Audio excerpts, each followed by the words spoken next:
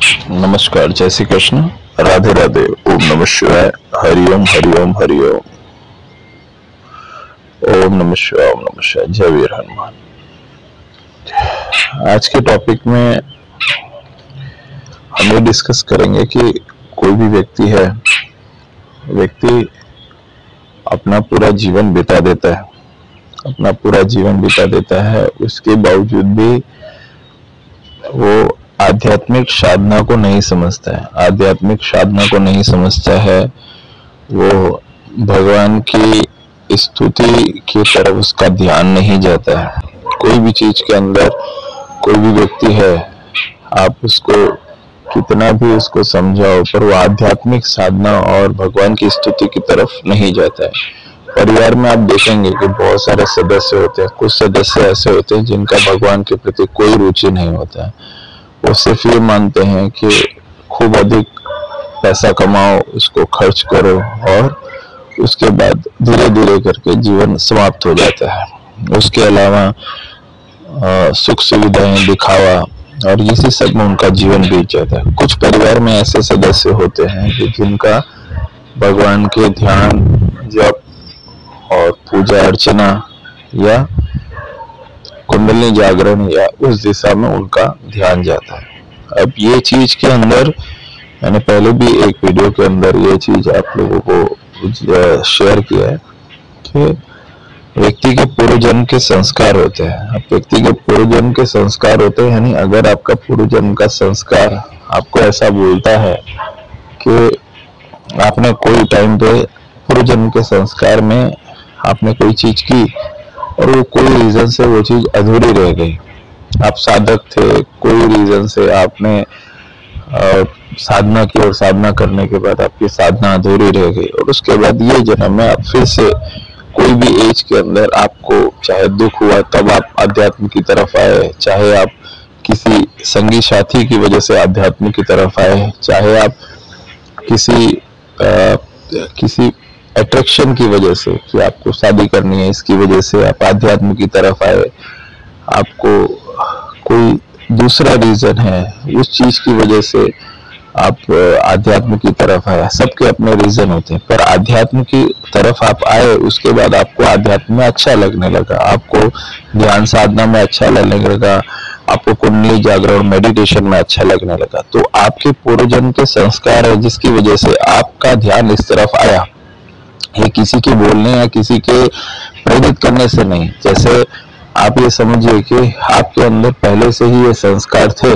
जब एक particular age में या कोई पर्टिकुलर टाइम में आपको कोई दुख लगा या आपको कोई लालच आई या आपको कोई माइंड में किसी चीज का अट्रैक्शन हुआ कि आपको शादी करनी है, उसकी वजह से आपका माइंड उस तरफ दौड़ा कि भाई मैं ये साधना करूंगा, इसकी वजह से मेरी शादी हो जाएगी। आपको माइंड में ऐसा हुआ कि नहीं, मेरे को बहुत ज्यादा कर्जा हो गया है, उस कर्जे को दूरी करने के लिए आप साधना में आए।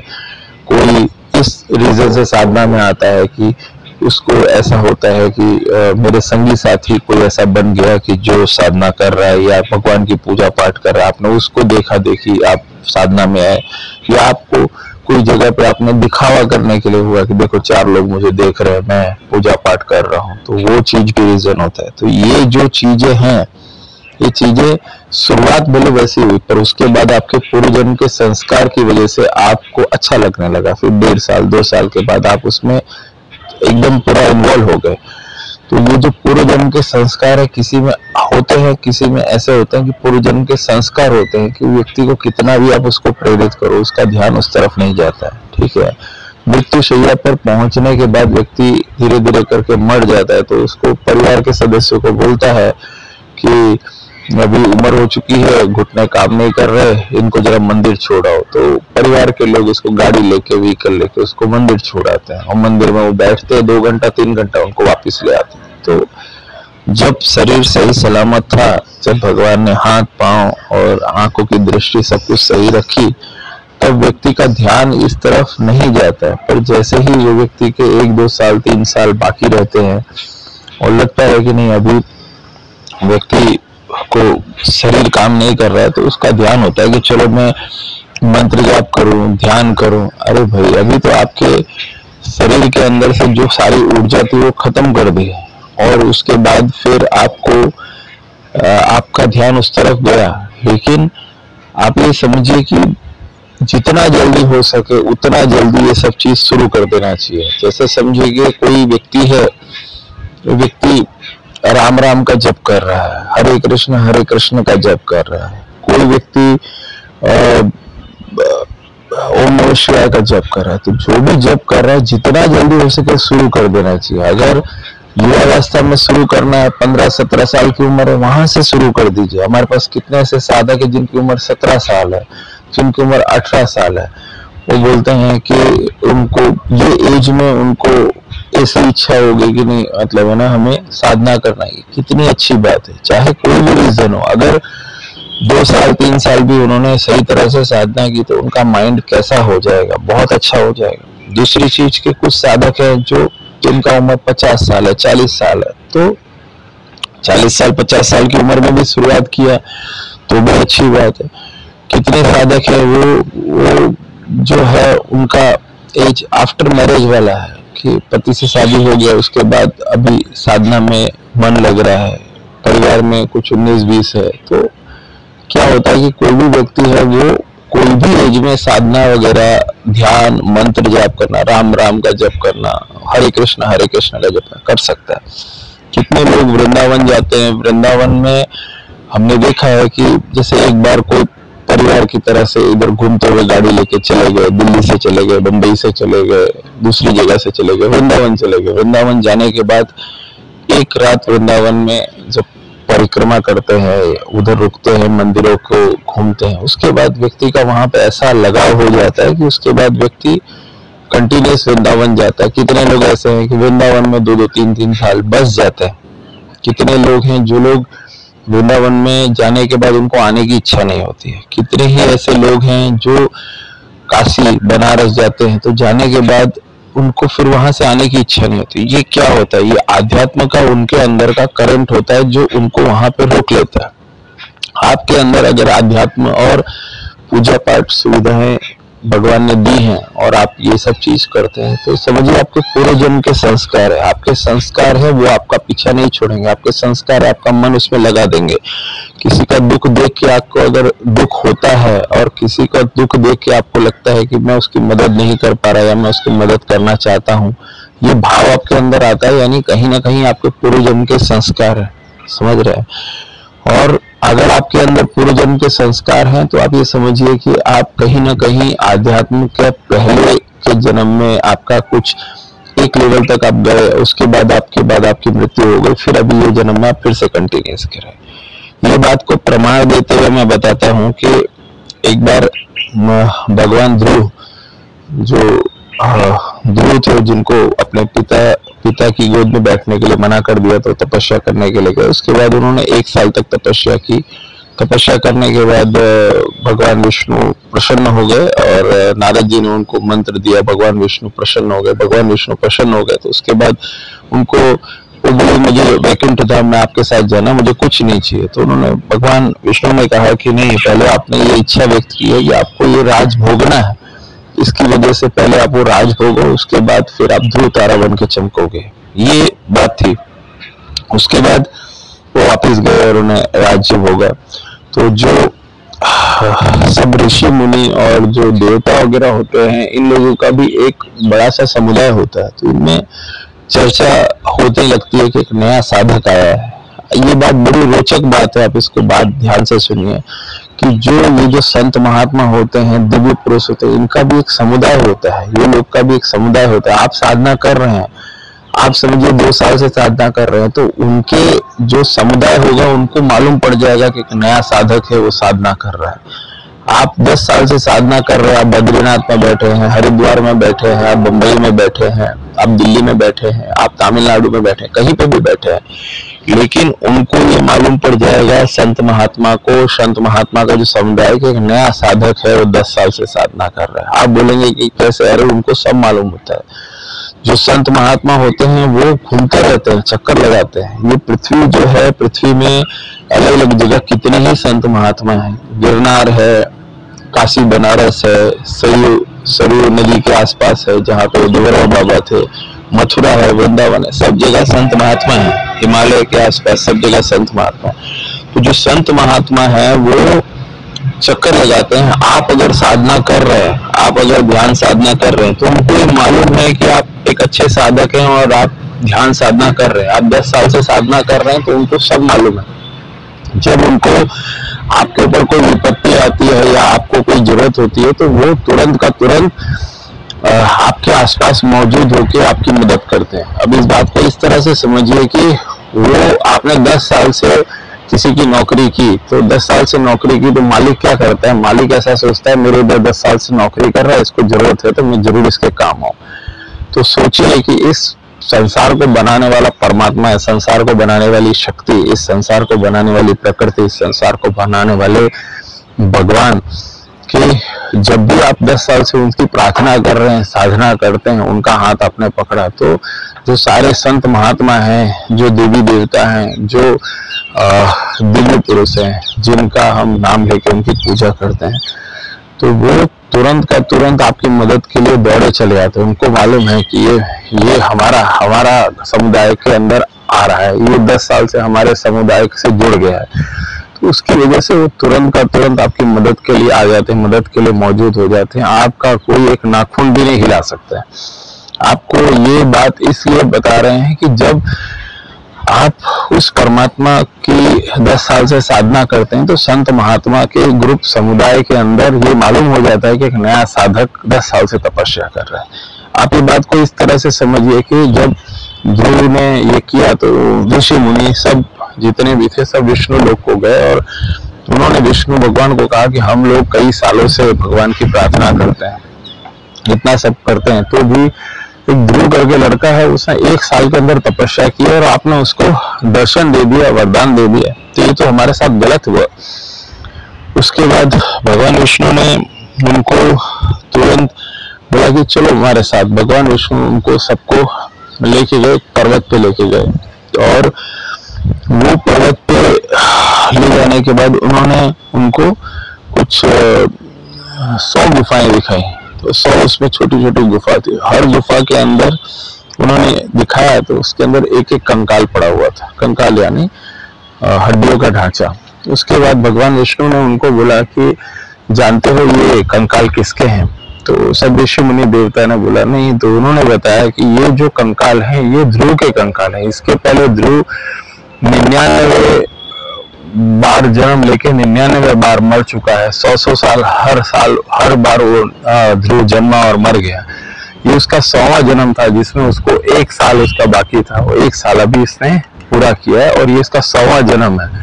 तो क्या बताओ कि मैंने मतलब उसको 1 साल में दर्शन देके कुछ गलती की। तो वो सारे ऋषि मुनि और वो लोग ने भगवान से क्षमा मांगी और उनको प्रणाम किया कि नहीं प्रभु, आपने जो कहा बिल्कुल सही कहा कि वो तो हमसे भी श्रेष्ठ है, हमसे 100 जन्म आगे। अब आप ये समझिए कि जो ये है ये सत्य वचन है।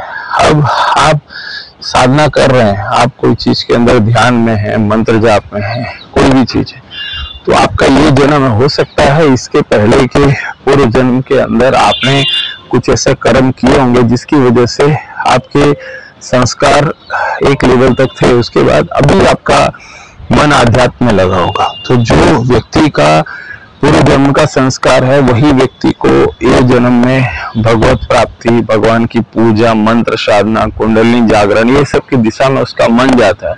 नहीं तो व्यक्ति का मन फिल्मों में और दूसरी सब चीजों में क्यों नहीं लग जाएगा? व्यक्ति का मन पूरी तरह से दूसरी सीरियल देखने में, दूसरी सब चीज में नहीं लग जाएगा। उसका दिमाग इस तरफ क्यों दौड़ता है? क्योंकि संत महात्मा और वो लोगों को भी मालूम है कि कोई भी व्यक्ति है वो व्यक्ति के पूर्व जन्म के संस्कार है। उसको एक तरफ जब कोई चीज में उसको इन्वॉल्व करते हैं या कोई एक चीज में वो शुरुआत कर देता है, शुरुआत करने के बाद तुरंत ही धीरे धीरे करके उसकी रुचि बढ़ती जाती है और वो धीरे धीरे करके उसका माइंड उसमें लग जाता है। फिर उसको लगता है ये तो बहुत बड़ी शक्ति है, सब चीज तो एक दिन छूट जाने वाली है। कोई भी बड़े से बड़ा व्यक्ति हो, 10 करोड़ की संपत्ति का मालिक हो कि 2000 की संपत्ति का मालिक हो, जब मरता है उसको मालूम है कि मेरे से इधर से सब चीज यहाँ पे छूट जाने वाला है। फिर भी वो एंड तक उस चीज को पकड़ के रखता है, न किसी को देता है, न कोई भलाई का काम करता है, उसको पकड़ के रखता है। उसके जाने के बाद उसके बच्चे वही पैसे को इधर उधर वेस्ट करके फिर दूसरी जगह चले जाते हैं। तो कहने की बात है कि वो व्यक्ति ने जीते भी, जब तक उसके हाथ में वो अथॉरिटी थी, सत्ता थी, तब तक उसने उस चीज का बिल्कुल भी उपयोग नहीं किया और एंड में मर गया। मरने के बाद व्यक्ति को सिर्फ तिथि पे याद किया जाता है कि इसका पितृपक्ष हुआ, इस समय इसको याद करो, लेकिन जीते भी जब तक उसके हाथ में इतनी सत्ता थी, उसने क्या भलाई का काम किया, क्या चीज किया? कुछ नहीं किया। और उसके बाद जैसे ही उसकी मृत्यु हो गई तो उसके बच्चों ने वो चीज को बेच के और वो सबके कुछ भी कर लिया, एक गाड़ी खरीद ली, कोई दूसरा चीज कर लिया, तो उसके की हुई मेहनत का उसने कहीं कोई उपयोग किया ही नहीं। वो दूसरे जन्म में चला गया, फिर पितृपक्ष आया, कोई दूसरा टाइम आया, दूसरे जन्म में गया, तो उसने धन अर्जन में ही पूरा का पूरा जीवन बिता दिया। तो आगे कुछ अच्छा काम किया नहीं, कहीं कुछ नहीं। तो दूसरे जन्म में फिर से वापस उसका टाइम चालू हुआ। आध्यात्म में उसको रुचि है नहीं है, पर उसका समय ऐसे ही बीत रहा है। क्यों? क्योंकि उसने जो पूर्व जन्म के संस्कार थे, जहां तक उसको ले गए वहां तक वो फैला गया। उसके आगे उसको कहीं आगे जाने का कुछ हुआ ही नहीं, क्योंकि उसने पूर्व जन्म के संस्कार उसको एक लेवल तक ले गए। उसके बाद वो छूट गया। तो यानी अगर जितना जल्दी आपने भगवान का नाम मंत्र जाप चालू किया, उतना जल्दी ही आपको उसका बेनिफिट मिलना चालू हो जाएगा। अगर मंत्र जाप और ध्यान और सब करना आपने स्टार्ट नहीं किया तो चीज रह जाएगी। आज आप ऐसा समझिए कि कोई दुनिया का कोई भी व्यक्ति गारंटी नहीं ले सकता है कि अगले दिन वो जिंदा रहेगा कि नहीं रहेगा। कितने लोग हैं, वो लोग एक दिन जीवित रहते हैं, दूसरे दिन मालूम पड़ा वो चल बसे हैं। तो कहने की बात है कि जब किसी को मालूम ही नहीं कि आने वाला कल में कौन सा काल छिपा हुआ है, तो व्यक्ति क्यों किसी चीज के लिए बहुत ज्यादा अभिमानित फील करता है, अहंकार फील करता है। दूसरा चीज कि जब भी व्यक्ति कोई मंत्र जाप करता है, ध्यान करता है, आप शुरुआत करो, सुबह शाम थोड़ा थोड़ा मंत्र जाप स्टार्ट करो। सुबह शाम थोड़ा थोड़ा आंख बंद करके ध्यान स्टार्ट करो। आंख बंद करके अगर मन इधर उधर भागता है तो आंख खोल के आप भगवान का मंत्र जाप करो, फिर धीरे धीरे आंख बंद करो। लेकिन आपने अगर मंत्र जाप और ध्यान स्टार्ट कर दिया, राम राम राम राम राम किया, ओम नमः शिवाय ओम नमः शिवाय ओम नमः शिवाय का जप किया, हरिओम हरिओम हरिओम का जप किया, राधे कृष्ण राधे कृष्ण राधे कृष्ण का जप, जय वीर हनुमान जय वीर हनुमान जय वीर हनुमान का जप। तो आपने जब स्टार्ट किया, यानी समझिए कि आपने अपना अकाउंट खोल दिया। अभी आप अपना अकाउंट खोलने के बाद उसके अंदर आपने राम राम का जप किया, ओम नमः शिवाय का जप किया, तो अब अकाउंट में धीरे धीरे आपने भगवान के नाम का जप का अंदर आपने कुछ न कुछ आपने एंट्री कराने लगे। अब वो एंट्री करेंगे यानी आपकी मंत्र जाप की पासबुक बनने लगी, आपकी ध्यान की पासबुक बनने लगी, आपकी पूजा पाठ की पासबुक बनने लगी। अब आपकी पासबुक में जब भगवान वो पासबुक को खोलते हैं तो बोले अरे ये तो 30 दिन से रेगुलर हर दिन इसके अंदर कुछ न कुछ मंत्र जाप का पैसा जमा कर रहा है, मंत्र जाप जमा कर रहा है। ये देखिए भगवान का राम नाम का जप जमा कर रहा है। ओम नमः शिवाय ओम नमः शिवाय हो ओम नमः शिवाय इसने तो 60 बार प्रतिदिन बोला हुआ है। यानी ये हमारा साधक जो है वो 30 दिन के अंदर इसने 1800 बार ओम नमः शिवाय का जप किया। तो हमारा ये अलग ही है, इसको अलग से इसका ध्यान रखना पड़ेगा। तो जो संत समुदाय है, जो वैकुंठ धाम है, जो भगवान है, जो प्रकृति है, उसको सब मालूम है कि आप प्रकृति को परमात्मा को याद करते हैं नहीं करते। याद करते हैं तो आपने शुरुआत कर दी, धीरे धीरे जो चीज आपके लिए योग्य होगा वो चीज होगा। साइंस और वो सब चीजें भी ये चीज को मान चुका है कि आध्यात्म, गायत्री मंत्र और जो ओम का नाद और ये सब चीज बहुत पावरफुल चीज है, ठीक है। और साइंस तो इसके सामने एक बच्चा है, साइंस कुछ नहीं है इसके सामने, ठीक है। तो आध्यात्म के अंदर आप कुछ भी चीज करते हैं तो उसका आपको फल मिलता ही है, मिलता ही है, मिलता ही है। आप अगर कोई भी साधक है, साधना की दिशा में आगे बढ़ता है तो उसको उसका फल मिलेगा ही मिलेगा। आपको कोई भी उससे रिलेटेड प्रश्न है, कुछ भी चीज है, आप निसंकोच एकदम निःशुल्क आप मेरे को ये हमारे नंबर पे व्हाट्सएप कर सकते हैं, अपना सवाल कर सकते हैं। आपको जो आध्यात्म की दिशा में जो आपका नॉलेज है या कोई आपका अनुभव है आप शेयर कर सकते हैं। कुछ भी चीज होगा तो जरूर हम कोशिश करेंगे कि हम आपको उसमें सहयोग करें। कुछ भी चीज होगा उस दिशा में आप आगे बढ़ रहे हैं, बहुत अच्छी बात है, और उस दिशा में कोई भी प्रश्न है तो आप कर सकते हैं। दूसरी चीज कि कोई भी चीज है उसके अंदर हमारा व्हाट्सएप नंबर अवेलेबल है, कमेंट वगैरह भी कर सकते हैं। आप सिर्फ ये समझिए कि इस दिशा में आप आगे बढ़ने की दिशा में आप कोशिश करते हैं धीरे धीरे करके आपको एक भगवान ही खुद दिशा कर देते हैं। भगवान दिशा कर देंगे यानी भगवान आपकी उस तरफ रुचि आपकी बढ़ा देंगे। आपकी रुचि बढ़ा दी यानी समझिए आपका काम हो गया। एक साधिका थी, वो उनका हमने डिटेल पढ़ा था, उसके अंदर उनका था कि जब उनका शादी हुआ उसके बाद उनको शादी के पहले से ही राम राम का जप लिखने की बहुत उनको वो था, उनकी रुचि थी। तो शादी के 26 साल के बाद उन्होंने 1 करोड़ बार राम राम का जप लिख दिया था, 26 साल के बाद। तो और बहुत सारे किताबें इकट्ठी हो गई, उसपे सब पे राम राम राम। 26 साल के बाद उनका एक जगह पे कहीं वो किसी ने उनको पूछा, इंटरव्यू वगैरह लिया था, तो उसके अंदर ये आया था कि 26 साल उन्होंने 1 करोड़ बार राम राम का जप किया। तो उन्होंने बोला कि आपको क्या मिला राम राम का ये नाम लिख के मंत्र लेखन से? तो उन्होंने बोला कि मेरे 3 बच्चे हैं, उसमें 2 बच्चे अमेरिका हैं, 1 बच्चा गवर्नमेंट में है, और ऐसा बोले मैं सुखी हूँ। तो कहने की बात है कि उसके पहले उसने कोई लालसा से ये सब चीज नहीं किया, उसने सिर्फ किया क्योंकि उनको उसमें रुचि थी। और राम राम का मंत्र लेखन करते करते बोले जब समय मिलता मैं राम राम का मंत्र लेखन करती। यानी कितना टाइम हुआ, 26 साल में उन्होंने 1 करोड़ बार राम राम का मंत्र लेखन किया।